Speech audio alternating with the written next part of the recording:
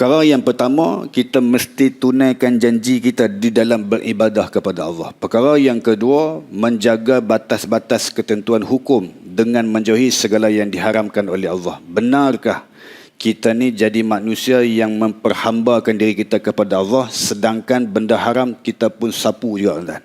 Tak betul. Allah kata benda yang baik buat. Taatilah Allah SWT. Apa-apa perintah yang didatangkan daripada Allah, daripada Al-Quran dan hadis Nabi, buatlah. Yang disuruh kepada kita, buat. Yang ditegah, tinggalkan. Begitu. Bila manusia itu dia reti takut, bila dia ada satu perasaan kehambaan di dalam kehidupannya, maka dia akan tinggal benda-benda yang dilarangi Allah SWT. Allah larang, semua dia tinggal. Allah kata jangan dekati zina, tinggal. Allah kata jangan buat benda-benda yang boleh mendatangkan murka Allah, dia pun tinggal. Tuan-tuan, kita ni tuan-tuan, pagi tadi saya dah sebut dalam satu kuliah saya, kuliah online.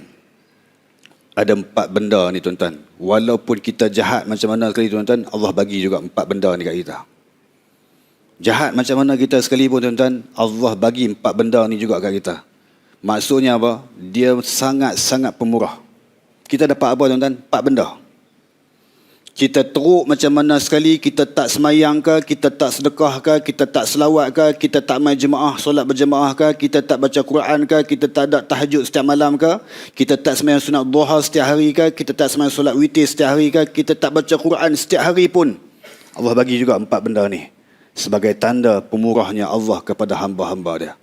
Apa dia tuan-tuan? Yang pertama, Allah SWT tidak halang rezeki untuk kita dapat. Tak halang. Hang jahat pilah macam mana pun, hang jauh pilah diri hang daripada rumah aku macam mana sekalipun, aku bagi rezeki kat hang juga. Sama Boleh jadi dia bagi satu rezeki kat kita, rezeki yang hebat, yang tak pernah kita sangka-sangkakan. Dia boleh bagi kat kita.